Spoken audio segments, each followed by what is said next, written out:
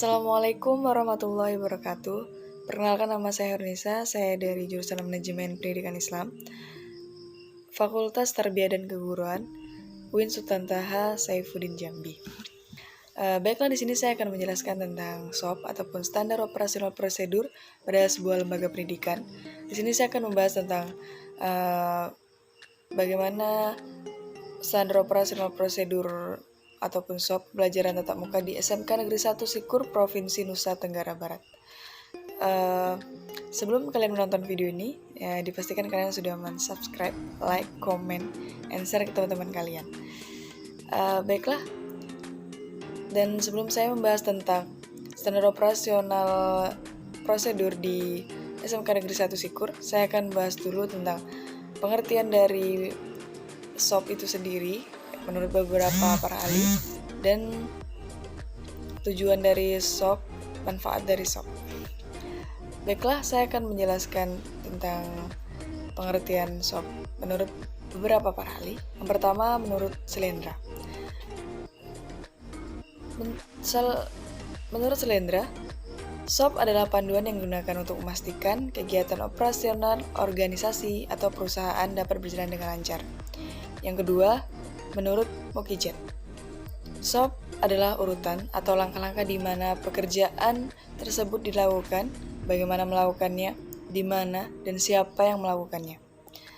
Selanjutnya, menurut Tejipto Atmoko, SOP adalah suatu pedoman atau acuan untuk melaksanakan tugas pekerjaan sesuai dengan fungsi dan alat penilaian kinerja instansi pemerintah berdasarkan indikator-indikator teknis, administratif, dan prosedur sesuai dengan tata kerja, prosedur kerja, dan sistem kerja pada unit kerja yang bersangkutan. Jadi, kesimpulannya, SOP adalah dokumen yang berisi serangkaian instruksi tertulis yang dilakukan mengenai berbagai proses penyelenggaraan administrasi perkantoran yang berisi cara melakukan pekerjaan, waktu pelaksanaan, tempat penyelenggaraan, dan orang yang berperan dalam kegiatan. Tujuan dan fungsi SOP.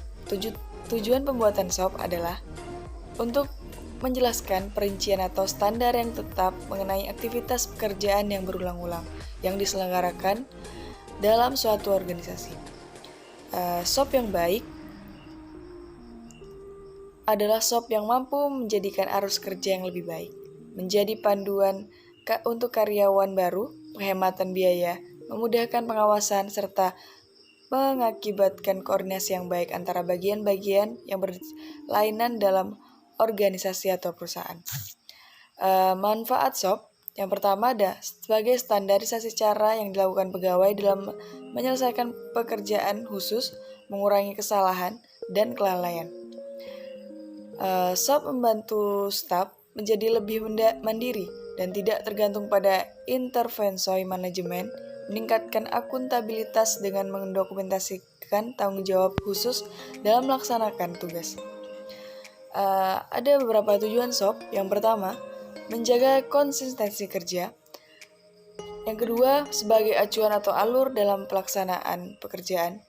Yang ketiga, menghindari kesalahan kerja parameter untuk menilai mutu pelayanan. Dan ada peran SOP bagi manajemen pendidikan Islam. Itu adalah prosedur kerja yang harus dilakukan secara benar dan konsisten pengendalian mutu terhadap proses kegiatan organisasi. Baiklah, saya akan melanjutkan materi tentang standar operasional prosedur peserta didik di SMK Negeri 1 Sikur. Yang pertama, di lingkungan sekolah, standar operasional yang harus dijalankan peserta didik itu yang pertama, peserta didik dalam keadaan sehat. Jika mempunyai penyakit atau daya tahan tubuh lemah atau menurun, tidak disarankan untuk mengikuti kegiatan pembelajaran tatap muka, karena pembelajaran tatap muka ini terbatas. Yang kedua, sangat dianjurkan sarapan atau makan pagi sebelum berangkat ke sekolah. Yang ketiga, selalu menggunakan masker dan face shield. Yang keempat, membawa hand sanitizer. Yang kelima, tidak menggunakan jam tangan dan perhiasan. Selanjutnya, yang keenam, tidak membawa handphone. Yang ketujuh, disarankan membawa bekal makanan atau minuman dari rumah. Yang kedelapan, membawa buku, perlengkapan, atau alat tulis sendiri, karena menghindari meminjam pada siswa lainnya. Yang materi selanjutnya adalah standar operasional peserta didik dari rumah ke sekolah. Yang pertama, orang tua atau wali memastikan putra-putrinya berangkat dari rumah menuju sekolah dalam keadaan sehat. Yang kedua, berangkat lebih awal untuk menghindari jam sibuk dengan tetap menggunakan masker dan face shield. Yang ketiga, transportasi yang digunakan menjamin terlaksananya standar protokol kesehatan. Dan yang keempat, hindari naik kendaraan umum yang sudah banyak penumpangnya.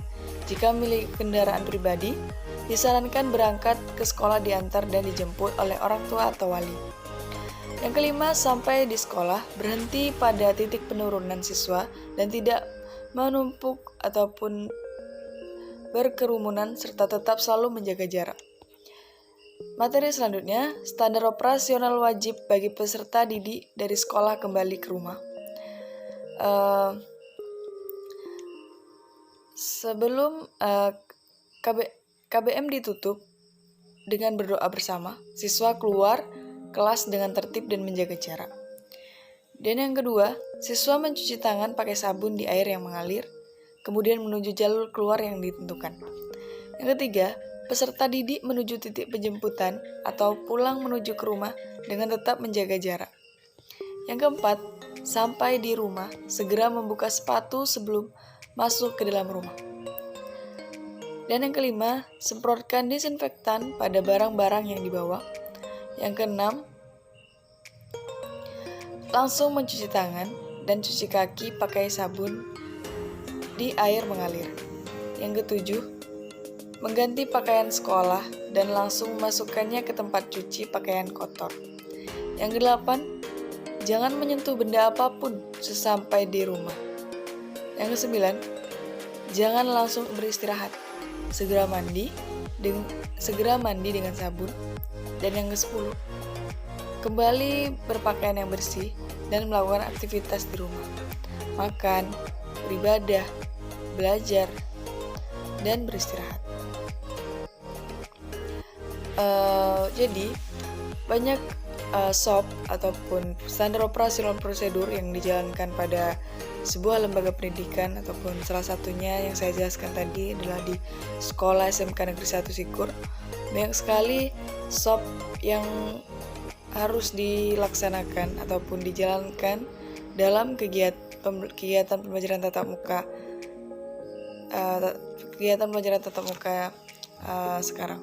Karena untuk mencegahnya terjadinya penularan COVID-19 dan untuk ketenangan Pak Wali ataupun orang tua di rumah, jadi kita harus melaksanakan dan menjalankan apa yang telah diterapkan pada sebuah lembaga pendidikan tersebut. Pastinya dalam sebuah lembaga pendidikan, apalagi dalam pembelajaran ataupun tatap muka dilaksanakan sekarang, banyak sekali aturan-aturan yang hampir sama, memakai masker, menjaga jarak, mencuci tangan, karena supaya pembelajaran tetap bisa dilaksanakan dengan aman dan orang tua yang di rumah juga tidak terlalu mengkhawatirkan. Jadi mungkin hanya itu yang dapat saya sampaikan. Kurang lebihnya saya mohon maaf. Saya akhiri dengan ucapan wabillahi taufiq wal hidayah. Assalamualaikum warahmatullahi wabarakatuh. Semoga bermanfaat.